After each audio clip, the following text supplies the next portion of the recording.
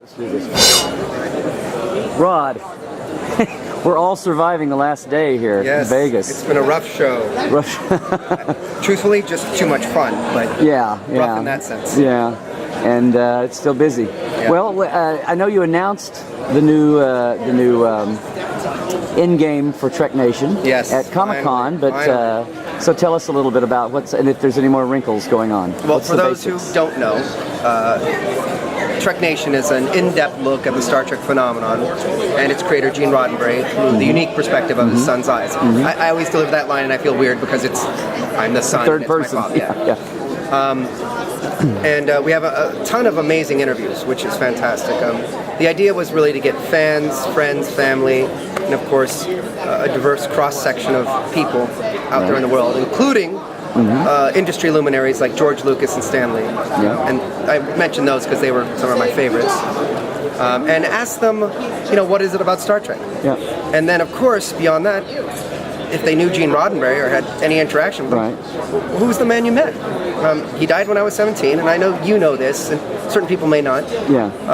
I knew him as dad and sort of the authority figure, and I was a rebellious teenager, so we didn't really get along and have that close of a relationship. And you ran away from Star Trek, not consciously or unconsciously or whatever? Consciously, it had to do with just rebellion against my family and my father and my mother. So, nothing against Star Trek, but I didn't get it, I didn't watch it, I didn't care, it wasn't my thing. I watched Knight Rider. Knight Rider was cool. I didn't think a TV show could actually mean something.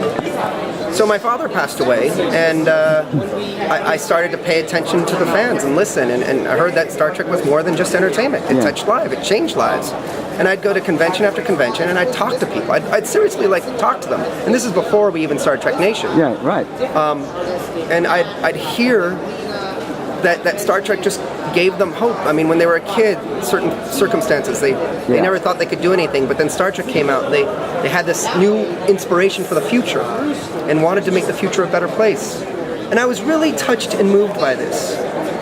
Then Trekkies came out, the documentary Trekkies. And I was really kind of bothered by it because it showed the extreme sides of fandom. And my experience to that point was so many people from so many different walks of life all have this commonality. They believe in this future, and they're down-to-earth great people. And not only that, a majority of them are actively participating in making that future a reality. They work with charities or community outreach programs. They give them themselves. And so that's very inspirational. So I wanted to do a documentary the opposite of Trekkies. I met another gentleman by the name of Scott Calthorpe who liked the idea, but he saw it as, the son trying to understand his father. He brought that into it, and that was the genesis, even though you didn't ask this, of Trek Nation. Then we would meet every 3 or 4 months to shoot some interviews. And then it's just been sort of a roller coaster ride since then. I had never done a documentary, so it took many, many years to figure this out. To find the way and find the people. And find the way, and there's of course a lot of creative disagreements and things of that. Well, I know you even got to the point where you were saying, don't ask me about Trek Nation, where... It got embarrassing because I would get on stage, years ago and say, all right, we're almost done, we should have it out soon. And it got to the point where I'd say that and people were like, you said that for the past 3 years. It's embarrassing. So, to get to your question, or to get to the point, we partnered up with Discovery's Science Channel. They like to be called Science, and they will be showing it in November. It is putting the finishing touches on it right now. So, assuming something doesn't happen on their end, it'll be out in November. Well, that seems to kind of put an end point to it. Yeah, you've got a goal line, the goals in view here. Coming up to it. Yes, there is a light at the end of the tunnel finally. And not only that, someone else is responsible for it at this point. No more is it me going back and being like, if we just change this, which unfortunately held up a lot of it. But you've been happy with how it's taken the last turn here. Absolutely. It's what you wanted. Absolutely. The part that's killed me all along has been that, we're doing an hour-and-a-half documentary. We literally have close to 200 hours of footage. We didn't start with a script. We didn't go out with 10 questions and ask everyone the same 10 so we could put them all together. I sat down and had conversations with people. I literally just sat down and be like, they were focused on Trek and my father, but they weren't well organized. And they would go where they went, though. They would go where they went, and they were fantastic interviews. So we had J.J. Abrams, I think. J.J. was fantastic. So what I'm looking forward to is the DVD extras. I know I'm jumping ahead. You watch the doc's going to be phenomenal. Right. But there's so much that I gained from these interviews. It means so much. No, it's hard to narrow that down to that 90 minutes or 120. Yeah. And that's the great thing about now. We have DVDs and Blu-ray. That's a nightmare. Hundreds of hours down to an hour and a half. Are you kidding me? Yeah. Sorry, I'm rambling now. No, ramble away. And then things like the relationship with my mother, right, and her relationship with my father. When you start going down that road, you could cut 2 hours of that together. And so we've had to make really tough decisions and sort of cut out my mother. But I don't take it that way. She's in it. Right. But we don't get into their relationship necessarily. Right. I mean, she alludes to a little bit. But every time we started to do that, it was a can of worms. Yeah. Because you'd be like, you can't just send it there. What do you mean? So it's, And then she carried the torch after he died. Absolutely. Right. That end of it, Absolutely. too. So I'm sure people here are going to just come up to me and say, how could you do that to your mom? She wasn't even in it. She as you said, she carried the torch for 20 years. Yeah. You can't get into an hour and a half. Yeah. So it's going to be a DVD after it airs? You've got that coming along, or that's still coming? Well, the DVDs, we're going to be doing the DVD. Okay. So a number of months after, we hope. Right. I feel like I'm talking about Trek Nation again. We're going to have a DVD out. But that's not on paper and done yet. We just know we're going to do it. Yeah, down the road. Yes. Down the road sometimes. So meanwhile, congratulations. Thank you. On that having an end game. And we've got the dive team is still going full bore. Yeah. It's the smile. That brings the smile. Oh, that's my passion project. That's I a diver for 17 years, love the ocean, love the environment.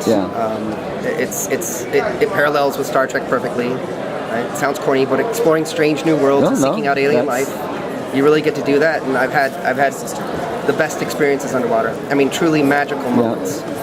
So, and we're trying to do things that aren't just for divers, because not everyone wants to dive. Right.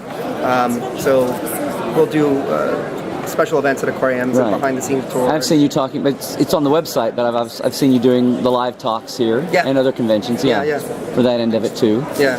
And we would be remiss if we didn't say officially on video, congratulations for you and Heidi. Thank you very much. Yes. And anybody that didn't doubt I think I've got some pictures. I'll overlay them of your wonderful cake.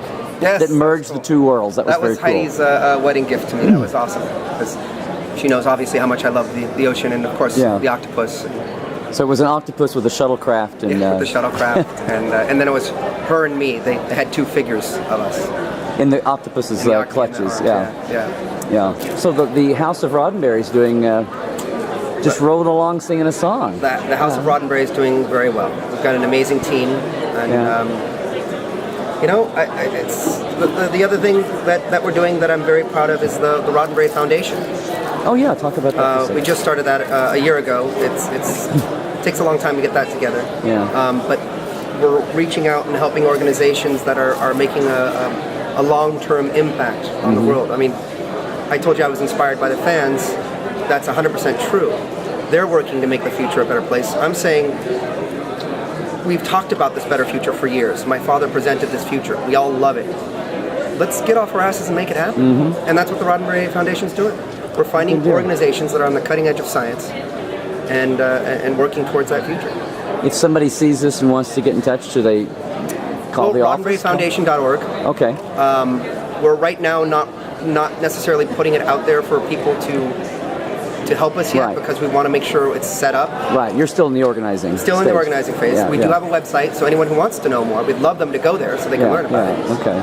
And then I think next year we're going to have a lot more exciting announcements because we're teaming up with the X Prize and larger entities like that who are pushing the envelope. Right. Space, science, technology. Well, wow. Yeah. Rod, your dad would be proud, I think. Yeah. Well, I'm very proud of him. Yeah. He gave us the idea. He gave us the thought. He said, "Hey, this is what we could do one day." Right.